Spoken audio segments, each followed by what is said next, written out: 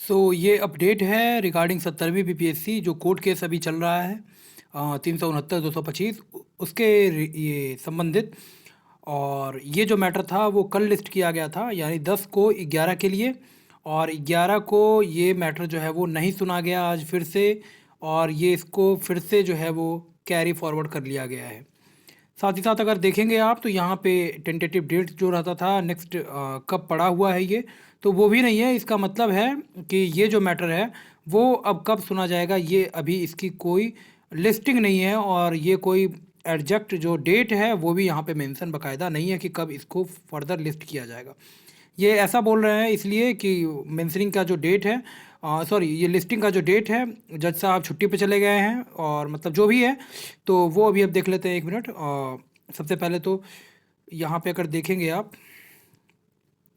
तो ये जो मैटर है वो अब क्या है कि आज भी नहीं सुना गया 11 फरवरी को, और ये मैटर अब लिस्ट भी नहीं है, अब ये मैटर चला गया है आपका। यहाँ पे आप देखेंगे 10 फरवरी को कैरी फॉरवर्ड हुआ, 11 फरवरी को लगाइए, 11 फरवरी को ये कैरी फॉरवर्ड होकर के फिर 12 फरवरी को लगा है। लेकिन 12 फरवरी का जो अभी काउज लिस्ट निकला है उसमें आप देखेंगे तो ये यहाँ पे देखेंगे आप तो अर्जेंट मेंशनिंग नोटिस है ये, और ये डेली काउज लिस्ट है आपका। एक सेकेंड।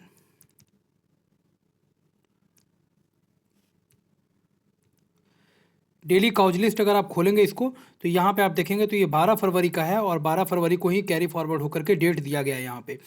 तो यहाँ पे आप देखेंगे तो पहला जो पॉइंट लिखा हुआ है, cases listed before the honourable Mister Justice Arvind Singh Chandel and those cases that have been fixed for today may be mentioned before honourable Mister Justice Harish Kumar. तो कुछ भी अगर कोई बहुत ज़्यादा अर्जेंट है या फिर कोई इंपॉर्टेंट कोई केस है या फिर जो भी लिटिगेशन है तो वो जो है वो आप जस्टिस हरीश कुमार के कोर्ट में ये मेंशन किया जा सकता है अगर कोई बहुत ज़्यादा अर्जेंसी होगा। तो बेसिकली इस तरह का सुनवाई होता नहीं है, बहुत कोई खास रहा या फिर लिटिगेंसी का जो इम्पल्स है वो अगर बहुत ज़्यादा रहेगा तब फिर वो सुनते हैं जज साहब बेंच बदल करके। नहीं तो ये जज साहब जो है वो छुट्टी पे हैं, मिस्टर अरविंद सिंह चंदेल। तो कल भी जो सुनवाई है वो 12 फरवरी का जो डेट दिया गया है उस डेट पे भी सुनवाई होने की संभावना जो है वो नहीं है, और ये जो फर्दर जो ये डेट है वो फर्दर कैरी फॉरवर्ड होगा आगे, और देखते हैं फिर नेक्स्ट हियरिंग डेट कब पड़ता है।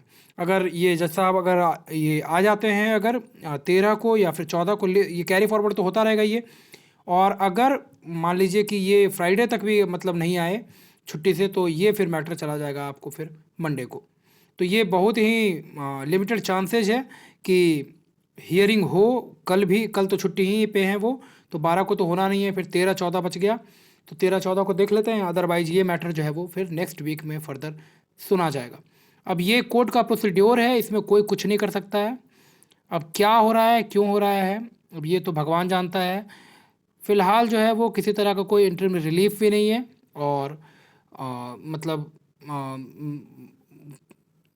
सुनवाई हो नहीं रहा है, और 13 और 14 ये 2 दिन बच गया। अब अगर इन डेट्स में अगर प्रेजेंट रहते हैं जस्टिस तब तो फिर हो जाएगा, अदरवाइज नेक्स्ट वीक में ये फिर मैटर लिस्ट होगा आपका।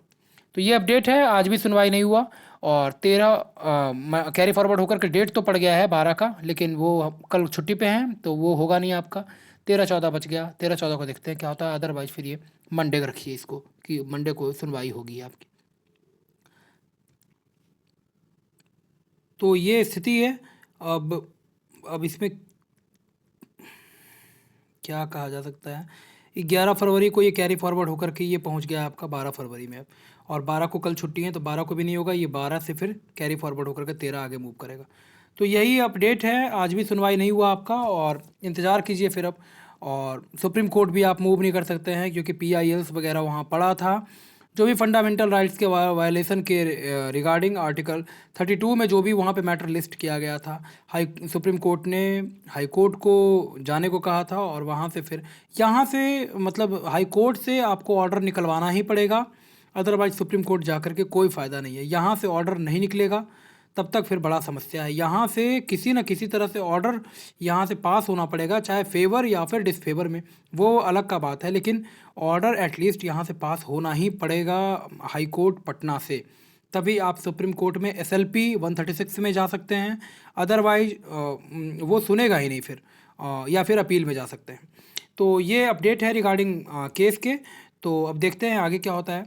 इस तरह के और अपडेट्स के लिए बने रहिए, मिलते हैं नेक्स्ट वीडियो में। धन्यवाद।